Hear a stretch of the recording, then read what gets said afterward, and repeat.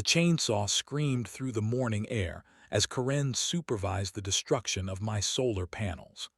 Sparks flew everywhere as the contractor ripped them from my roof, tearing through wiring and shingles like they were made of paper. I stood on my front lawn, watching thousands of dollars in eco-friendly technology being destroyed in real time. Karen pointed at me with her manicured finger and shouted over the noise. This is what happens when you do not follow HOA rules. Your ugly panels are ruining our property values. I clenched my fists so hard my knuckles turned white. She had no idea what she had just done. She had no idea who she was messing with. As I watched my dream home being vandalized by this power-hungry HOA president, one thought kept running through my mind. That was the moment I realized Karen had just declared war on the wrong electrical engineer. She was about to learn that sometimes the person you are trying to destroy holds all the power. Literally. 6 months earlier, I had found my dream home in Sunset Grove, a beautiful suburban neighborhood with tree-lined streets and well-maintained lawns. As an electrical engineer specializing in renewable energy systems, I was excited about the perfect south-facing roof that would be ideal for solar panels. The house was everything I had always wanted. 3 bedrooms, 2 bathrooms, a 2-car garage, and enough space for my home office where I could work on my electrical consulting projects. The neighborhood looked peaceful and friendly, with kids riding bikes and neighbors waving to each other from their front porches. I had done my research thoroughly before buying the house. I checked all the local building codes, obtained the proper permits, and even hired a structural engineer to ensure my roof could handle the weight of a complete solar panel system. Everything was legal and above board. The solar installation took 3 days to complete. 24 high-efficiency panels covered my roof, connected to a state-of-the-art inverter system that would slash my electrical bills to almost nothing. I was proud of my investment in clean energy and excited about the money I would save every month. That was when I met Karen Williams, the HOA president. She appeared at my front door on a Tuesday morning, clipboard in hand, and a smile that never reached her eyes. Karen was in her late 50s, with perfectly styled blonde hair and expensive clothes that screamed, "I want to speak to your manager." She carried herself like someone who was used to getting her way through intimidation and bureaucratic warfare. "Welcome to the neighborhood," she said, looking up at my solar panels with obvious disapproval. "I am Karen Williams, president of the Sunset Grove Homeowners Association. We need to talk about your rooftop situation." I invited her inside, thinking this would be a friendly conversation about community standards. I was wrong. Karen sat in my living room, flipping through her stack of papers like a prosecutor preparing for trial. "These solar panels are not in compliance with our community aesthetic guidelines," she announced. "They create visual pollution that affects property values for everyone in the neighborhood." I explained that I had obtained all the necessary permits and that solar panels were protected by state law. I showed her my paperwork, thinking that would end the discussion. Karen barely glanced at the documents. "State law does not override our HOA covenants," she said coldly. "Every homeowner in Sunset Grove signed an agreement to maintain certain standards. Your panels violate those standards." The conversation went downhill from there. Karen made it clear that she expected me to remove the panels voluntarily, or she would be forced to take action through official HOA channels. She spoke about fines, legal fees, and the power of the HOA to make life difficult for non-compliant residents. As she left, Karen turned back to me with that fake smile. "I hope you will make the right decision. It would be such a shame if this became a bigger problem than it needs to be. I watched her walk away, her high heels clicking on my driveway like the sound of a countdown timer. I had no idea that I was looking at someone who would soon become my worst nightmare. The harassment started exactly 1 week later. I found the first violation notice taped to my front door when I came home from work.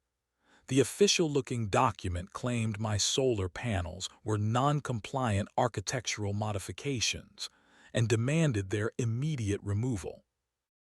I called the HOA office to discuss the notice, but Karen was unavailable. Her assistant told me all communication had to be in writing and that I had 30 days to respond to the violation. When I asked for clarification about which specific rule I was violating, the assistant said Karen would address that in her next correspondence. More notices followed. Karen found creative ways to harass me that had nothing to do with the solar panels.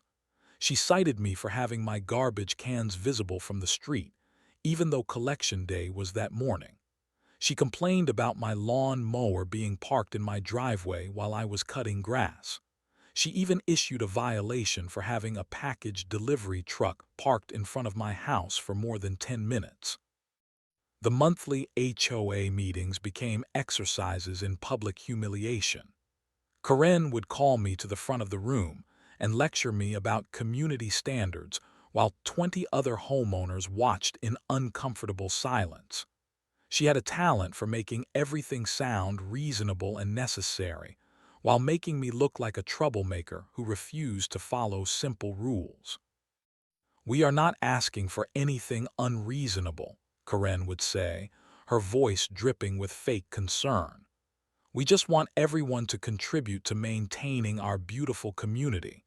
Some people seem to think the rules do not apply to them." I tried to defend myself, explaining that solar panels were environmentally responsible and completely legal. Karen would interrupt me with procedural objections and parliamentary rules that seemed designed to shut down any discussion. The other homeowners would shift uncomfortably in their seats, clearly wanting the confrontation to end. After each meeting, I would walk to my car alone while the other residents avoided eye contact. Karen had successfully isolated me from the community by making me the focal point of every dispute. People were afraid to associate with me because they did not want to become her next target.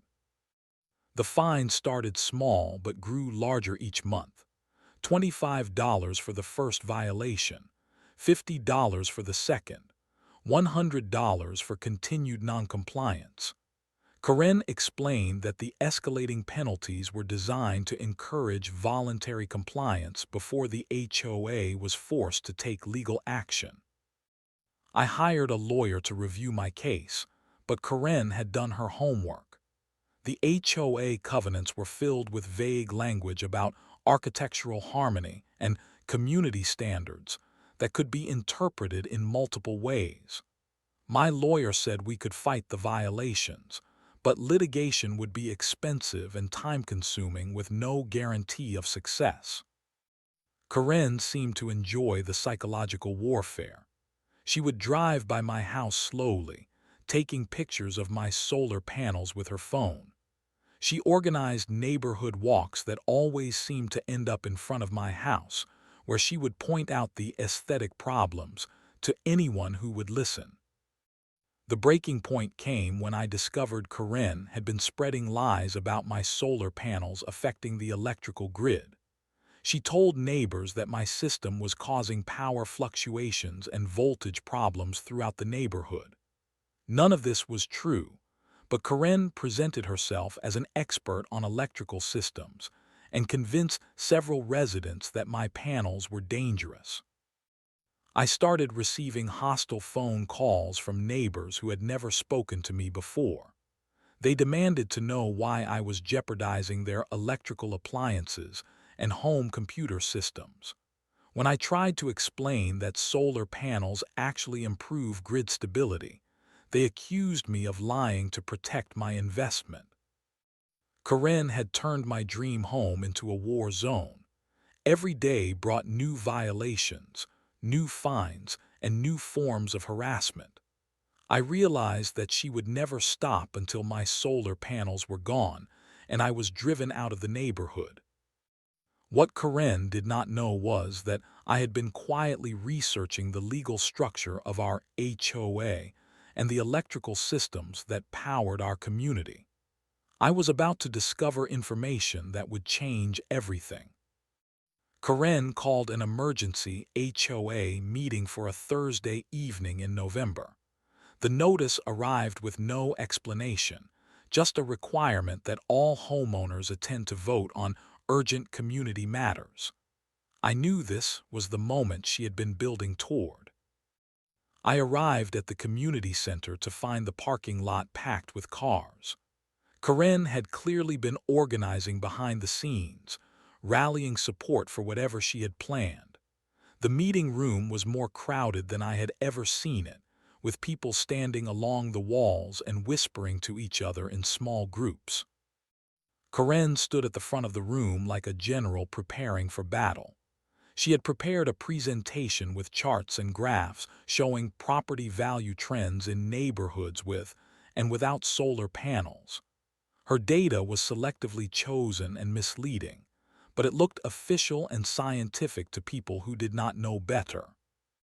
"We have a serious problem in our community," Karen began, her voice carrying the authority of someone who had been preparing this speech for months.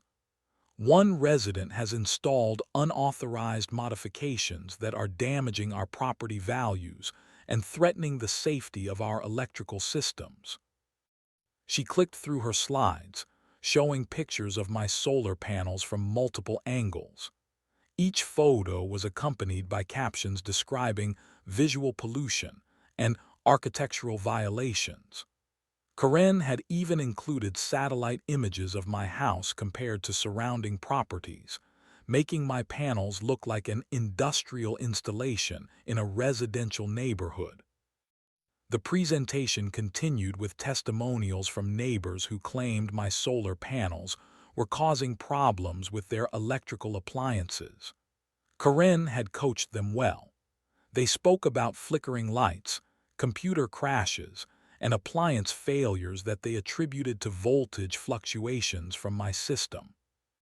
I raised my hand to respond, but Karen cut me off with parliamentary procedure. "We will have time for discussion after the presentation," she said. "Right now, we need to focus on the facts." Her facts were lies, but they sounded convincing to people who wanted to believe them. Karen painted a picture of a selfish homeowner who cared more about his electrical bills than the welfare of his neighbors. She made it sound like I was conducting dangerous experiments that put everyone at risk. The climax of her presentation was a proposal to amend the HOA covenants to explicitly ban solar panels and other non-traditional energy systems.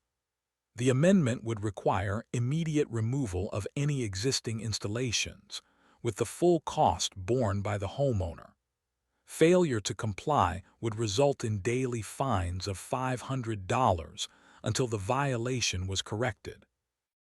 Karen opened the floor for discussion, but the outcome was already predetermined. One by one, my neighbors stood up to express their support for the amendment. They talked about protecting property values, maintaining community standards, and preventing dangerous electrical modifications. I finally got a chance to speak, but my voice was drowned out by hostile murmurs from the crowd. I tried to explain that solar panels were legal, safe, and beneficial for the environment. I showed them my permits and electrical certifications, but Karen objected that the documents were not relevant to the vote. "We are not here to debate state law," Karen said dismissively. "We are here to protect our community from installations that violate our standards and threaten our safety." The vote was a massacre. 43 homeowners voted in favor of the amendment. Only 3 voted against it. The rest abstained or left early to avoid taking a position. Karen had successfully turned the entire community against me through months of lies and manipulation. As the meeting ended, Karen approached me with a triumphant smile. "You have 30 days to remove those panels," she said. "After that, the fines start at $500 per day. I will be personally monitoring your compliance." I walked to my car through a crowd of neighbors who avoided eye contact. Some looked guilty about what they had just done, but not guilty enough to change their votes. Karen had won through a combination of fear, lies, and mob mentality. That night, I sat in my living room looking up at my solar panels through the window. I had invested my life savings in clean energy technology, and now a group of uninformed neighbors had voted to destroy it. The democratic process had been corrupted by a tyrant who cared more about power than justice. I made a decision that would change everything. If Karen wanted to play hardball, I would show her what hardball really looked like. But first, I needed to do some research into the legal and electrical infrastructure of our community. Karen did not wait for the 30-day deadline. She arrived at my house the next Monday morning with a crew of contractors, a sheriff's deputy, and a gleeful expression that told me she had been planning this moment for months. I was drinking coffee in my kitchen when I heard the trucks pull into my driveway. I looked out the window to see Karen directing traffic like a construction foreman, pointing at my roof and barking orders at the contractors. She had brought a cherry picker, chainsaws, and enough equipment to tear down a small building. I rushed outside to confront her, but the sheriff's deputy stepped between us. "Sir, you need to stay back," he said. "This is a civil matter between you and the HOA. They have the legal right to remove the panels." Karen waved a stack of papers at me. "Emergency removal order," she announced. "The HOA board voted to accelerate the timeline due to safety concerns. Your panels are being removed today." I tried to explain that I had 30 days to comply, but Karen cut me off. "The emergency vote overrides the original timeline," she said. "We cannot allow dangerous electrical modifications to remain in place while property values continue to decline." The contractors began setting up their equipment while Karen supervised every detail. She had clearly researched the most destructive way to remove my panels, because they started by cutting through the mounting brackets instead of unbolting them properly. Sparks flew as the angle grinder sliced through aluminum and steel. I watched in horror as my 24 solar panels were ripped from my roof like giant bandages. The contractors showed no concern for preserving the panels or minimizing damage to my roof. They were being paid to destroy, not to salvage. Karen pulled out her phone and started recording video of the destruction. "This is what happens when you refuse to follow HOA rules," she said to the camera. "Sometimes the community has to take action to protect everyone's property values." She was making a social media video, turning the destruction of my property into entertainment for her followers. Karen was so focused on documenting her victory that she did not notice the contractors were violating multiple safety protocols and building codes. The first major problem came when they cut through a support beam that helped secure my roof structure. The beam was not part of the solar installation, but the contractors were in such a hurry to cause maximum damage that they cut through anything that looked connected to the panels. The second problem was electrical. The contractors shut off power to my house, but failed to properly disconnect the solar system from the grid. When they cut through the main electrical conduit, they created a dangerous situation that could have electrocuted someone or started a fire. I tried to stop them, but the sheriff's deputy threatened to arrest me for interfering with a court order. "You need to let them finish their work," he said.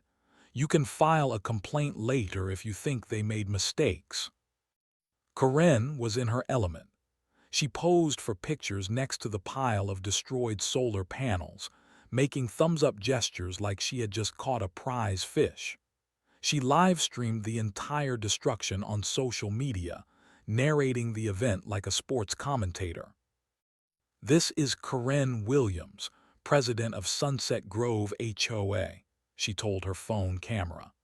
"Today we are removing illegal solar panels that have been damaging our property values for months. This homeowner refused to follow community standards, so we had to take action. The contractors finished their work in 4 hours, leaving my roof looking like a war zone. Shingles were torn, flashing was damaged, and several structural supports were compromised. My electrical system was a mess of cut wires and damaged conduits that would cost thousands of dollars to repair." Karen walked around the destruction zone, taking photos from every angle. "Make sure you document everything," she told the contractors. "We want a complete record of this removal for our files." As the trucks pulled away, Karen handed me a bill for the destruction. "Removal costs," she said. "The HOA will be adding this to your account along with the fines for noncompliance. You have 30 days to pay." I looked at the bill, $12,000 for destroying my property. Karen had found a way to make me pay for my own vandalism. That evening, I sat in my damaged house without power, surrounded by the wreckage of my dreams. Karen had not just removed my solar panels. She had violated building codes, destroyed my roof, and created dangerous electrical hazards. She had gone so far beyond legal authority that she had committed multiple crimes. But Karen had made one critical mistake in her enthusiasm to destroy my property. She had no idea that I owned the very electrical infrastructure that powered her world. She was about to learn that some people are more dangerous when you corner them. That night, I began the most important research of my career. With my laptop powered by a small generator, I started digging into the legal and electrical infrastructure of Sunset Grove. What I discovered would turn Karen's world upside down. The first breakthrough came when I researched the ownership structure of our neighborhood's electrical system. Most people assume that big utility companies own all the power lines and electrical infrastructure, but that is not always true.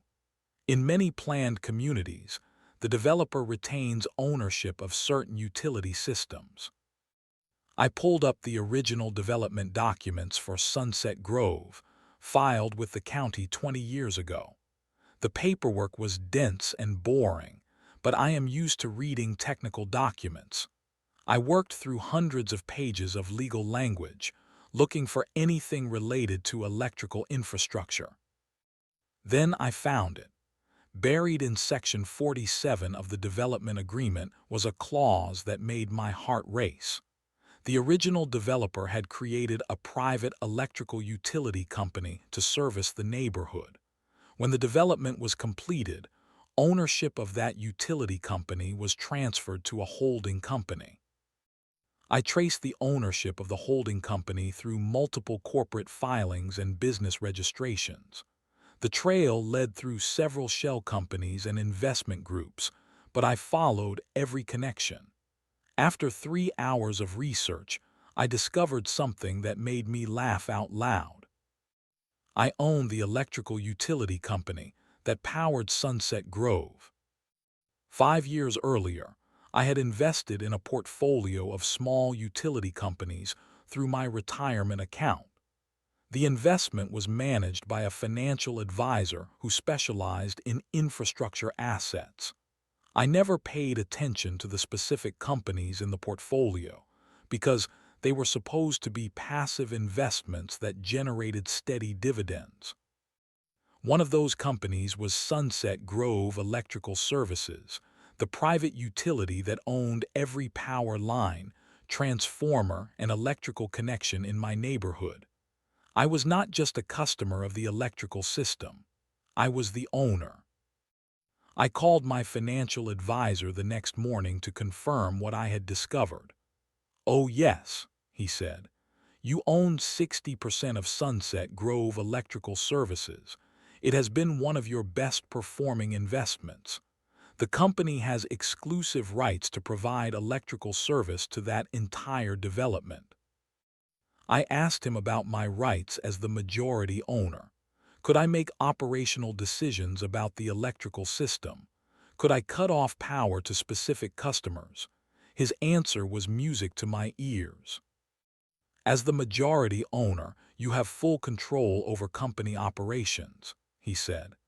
"You can hire and fire management, change service policies, and even terminate service to non-paying customers. But you should probably consult with a lawyer before making any major decisions." I spent the rest of the day consulting with lawyers. I needed to understand the full extent of my rights and make sure that anything I did would be completely legal. I was not interested in revenge that would land me in jail. The lawyers confirmed that I had broad authority to manage the electrical utility as I saw fit. I could change rates, modify service agreements, and terminate service for violations of company policies. I could even upgrade or downgrade service levels based on customer needs. The best part was that the HOA building, community center, and all the common areas were served by my electrical company. Karen's office, the meeting room where she had humiliated me, and the outdoor lighting that made the neighborhood look so attractive were all powered by my electrical grid. I started reviewing the service agreements for every customer in the neighborhood. Most residents were current on their bills and had no service violations, but there were several accounts that had issues, including the HOA's main account. Karen had been running the community center's electrical bill through the HOA's budget, but she had been late on payments several times. The account was currently past due by 3 months. As the owner of the electrical company, I had the right to terminate service for non-payment. I also discovered that several of Karen's violations during my panel destruction had created safety hazards that violated electrical codes. The damaged wiring and improper disconnections were serious infractions that could result in service termination for safety reasons. That night, I made my plan. I would not act out of emotion or revenge. I would follow proper business procedures and legal protocols. But I would also make sure that Karen learned exactly who she had been messing with. Karen thought she had destroyed my dreams and driven me out of the neighborhood. She had no idea that she had just declared war on the person who controlled the power supply for her entire world. I waited 2 weeks before making my move. I wanted to make sure everything was legal and properly documented. I also wanted to time my revelation for maximum impact. The perfect opportunity came with the HOA's annual meeting and community barbecue. Karen had organized the event to celebrate her successful removal of my solar panels and to reinforce her authority over the neighborhood. She had no idea she was about to experience the most humiliating moment of her life. The meeting was scheduled for a Saturday evening in the community center. Karen had planned a presentation about HOA achievements, followed by a barbecue dinner and social hour. She expected to be celebrated as the hero who had saved the neighborhood from my dangerous electrical modifications.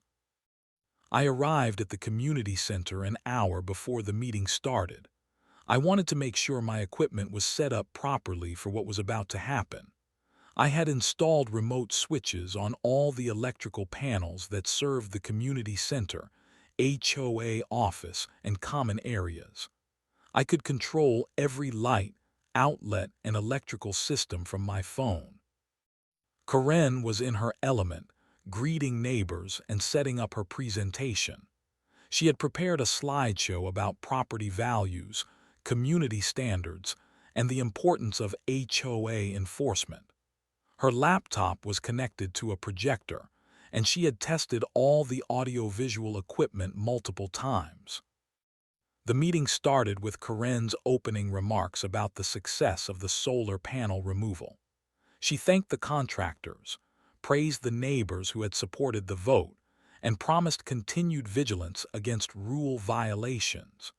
She was building up to her big moment when she would present data showing that property values had stabilized since my panels were destroyed. That was when I cut the power. The community center went completely dark. Karen's presentation disappeared from the projector screen. The microphone went silent. The air conditioning stopped running. Even the emergency lighting failed because I controlled the backup electrical systems. Karen's voice cut through the darkness. "What happened to the lights? Someone check the breaker panel." I let them stumble around in the dark for 30 seconds before turning the power back on. The lights flickered back to life, but Karen's laptop had lost power and her presentation was gone. She tried to restart her computer while muttering about electrical problems. "This is exactly what I was warning you about," Karen announced to the confused crowd. "We are still having power grid issues from those illegal solar panels. The electrical system is unstable." I stood up from the back of the room. "Actually, Karen, I think I can explain what is happening with the electrical system." Karen looked at me with irritation. "You are not on the agenda. Please wait until the question period." I walked to the front of the room while Karen tried to regain control of her meeting. "I think everyone needs to hear this right now," I said. "It is about the electrical problems you have been blaming on my solar panels." Karen's face was turning red. "You are out of order.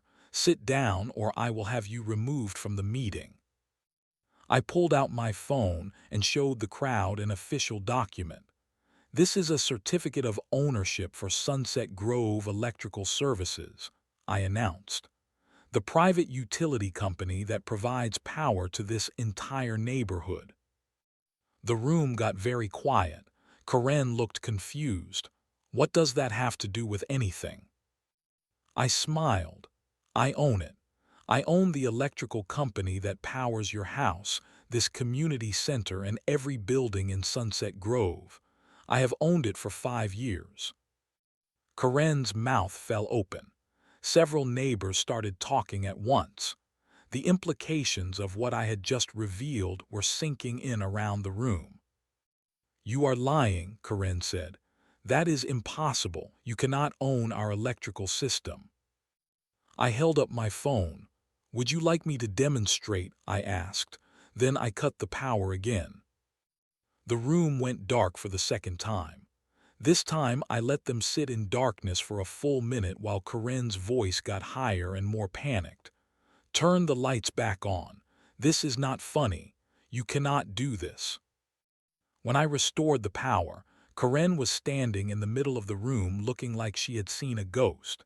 The reality of her situation was finally hitting her. She had just spent 6 months harassing the person who controlled her electrical supply. "Here is what is going to happen," I said calmly. "The HOA account is 3 months past due. As of tomorrow, electrical service to all HOA facilities will be terminated for non-payment. You have 24 hours to bring the account current." Karen tried to interrupt, but I continued. "Also, the electrical code violations created during the solar panel removal have created safety hazards. I am required by law to terminate service to any customer who creates dangerous conditions." I looked around the room at my neighbors.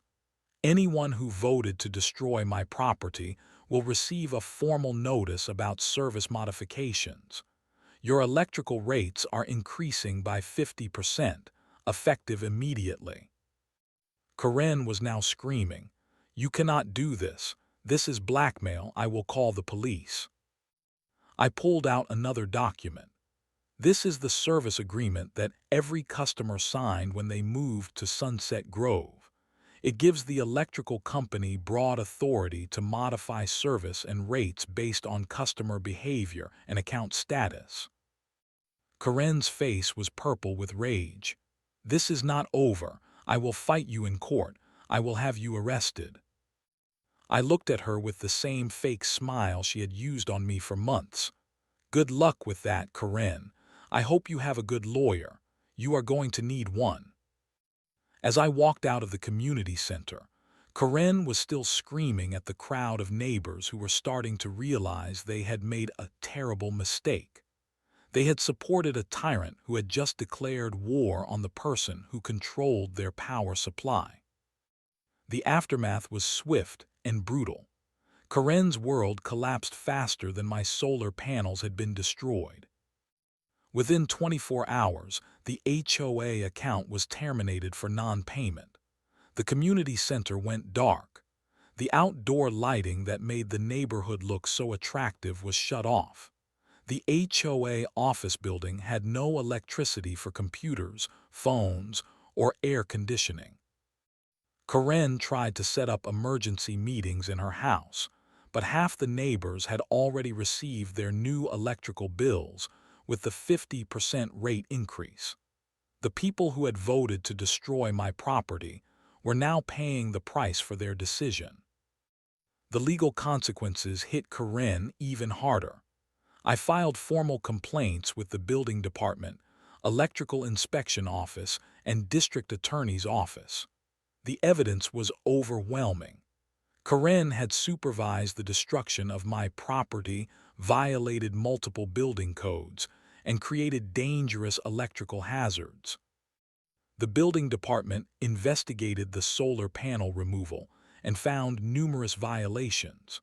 Karen was personally fined $15,000 for unauthorized electrical work. The contractors she had hired lost their licenses for unsafe practices. The district attorney's office was interested in the property destruction and fraud charges. Karen had used her position as HOA president to commit what amounted to vandalism and theft. She faced potential criminal charges that could result in jail time. Karen tried to fight back through the courts, but her legal position was hopeless. She had no standing to challenge my ownership of the electrical company. She had no defense for the building code violations. She had no explanation for the lies she had told about solar panels affecting the electrical grid. The HOA board held an emergency meeting and voted to remove Karen from her position as president. They issued a formal apology to me and offered to pay for all the damage to my house and solar panels. The new board president was one of the 3 people who had voted against the solar panel ban. Karen's house went up for sale 2 months later.